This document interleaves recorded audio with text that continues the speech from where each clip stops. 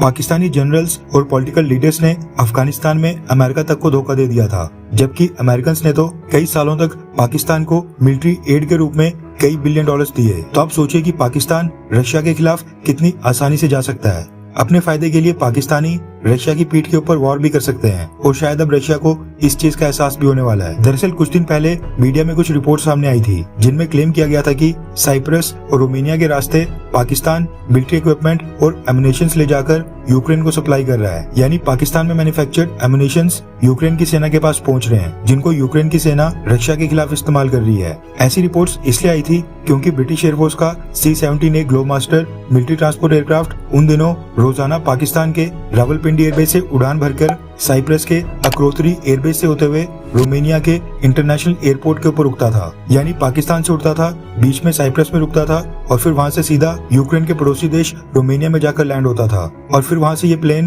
पाकिस्तान वापस आता था। आशंका जताई गई थी कि हथियार पहले रोमानिया में लैंड होते हैं और फिर वहां से लैंड बॉर्डर के जरिए यूक्रेन की सेना तक पहुंच रहे हैं। रिपोर्ट्स के मुताबिक अगस्त 6 से लेकर 15 अगस्त तक ब्रिटिश एयरक्राफ्ट द्वारा सेम यही रूट डेली फॉलो किया गया था और पाकिस्तान से रोमानिया तक कई ट्रिप्स लगी थी। फ्लाइट ट्रैकिंग डेटा से खुलासा हुआ था कि ये ब्रिटिश एयरफोर्स का C-17A ग्लोबमास्टर पाकिस्तान के रावलपिंडी एयरबेस के ऊपर 12 से 20 घंटे रुकता था, साइप्रस में 3 से 4 घंटे, जबकि रोमानिया में 1 से 2 घंटे के बीच में। अब हुआ ये कि ये क्लेम्स और भी ज्यादा मजबूत होते दिखाई दे रहे हैं क्योंकि यूक्रेन से एक वीडियो वायरल हो रही है जिसमें यूक्रेन की सेना के ट्रूप्स 122 mm प्रोजेक्टाइल्स के बॉक्सेस को खोलते दिख रहे हैं और सेम यही प्रोजेक्टाइल्स पाकिस्तान भी मैन्युफैक्चर करता है। पाकिस्तान की इन्वॉल्वमेंट शो करने वाली इतनी सारी रिपोर्ट्स आने के बाद रशिया की तरफ से अब पाकिस्तान को सीधी धमकी दे दी गई है। रेफरेंस के लिए आपकी स्क्रीन के ऊपर द इकोनॉमिक टाइम्स के आर्टिकल का स्क्रीनशॉट है जिसके मुताबिक रशिया ने पाकिस्तान को क्लियर शब्दों में बोला है कि अगर पाकिस्तान के यूक्रेन को हथियार भेजने की कंफर्मेशन मिलती है,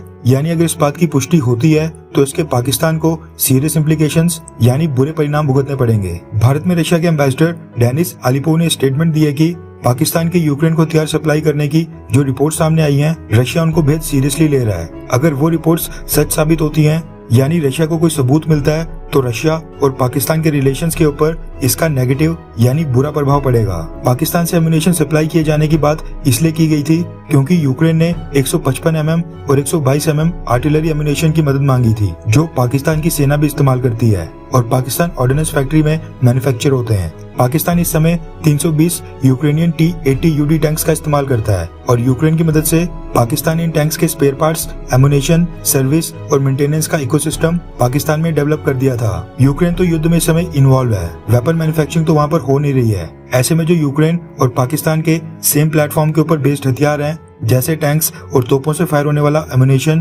प्रोजेक्टाइल्स, फायर राउंड्स, माना जा रहा है कि पाकिस्तान यूक्रेन को वही सप्लाई कर रहा है। रशिया ने इस बात की ओर इशारा कर दिया है कि वो इसकी इन्वेस्टिगेशन कर रहा है और अगर इसके सबूत मिलते हैं तो पाकिस्तान के लिए बिल्कुल भी अच्छा नहीं होगा। वहीं इस बात की संभावना बनी हुई है कि पाकिस्तान से जाने वाले हथियार और एमुनेशंस के लिए अमेरिका और ब्रिटेन मिलकर पेमेंट कर रहे हों। पाकिस्तान के पास ऐसा करने का रीजन भी है। पाकिस्तान को एक तो अमेरिका और ब्रिटेन के साथ अपने संबंध सुधारने हैं ताकि IMF और वर्ल्ड बैंक से वो बेल आउट पैकेज ले पाए। इसके अलावा एमुनेशंस और छोटे मोटे मिलिट्री इक्विपमेंट बेचकर पाकिस्तान न सिर्फ अमेरिका की गुड बुक्स में आ जाएगा, बल्कि पाकिस्तान को थोड़े बहुत फॉरेक्स रिजर्व्स भी मिल जाएंगे। कुछ मिलियन डॉलर्स ही सही, लेकिन पाकिस्तान के लिए वो भी काफी है। इसके अलावा और कोई रीजन नहीं है कि ब्रिटिश एयरफोर्स का C-17A Globemaster military transport aircraft Pakistan से हर रोज उड़ान भरकर यूक्रेन के पड़ोसी देश रोमानिया में लैंड करे।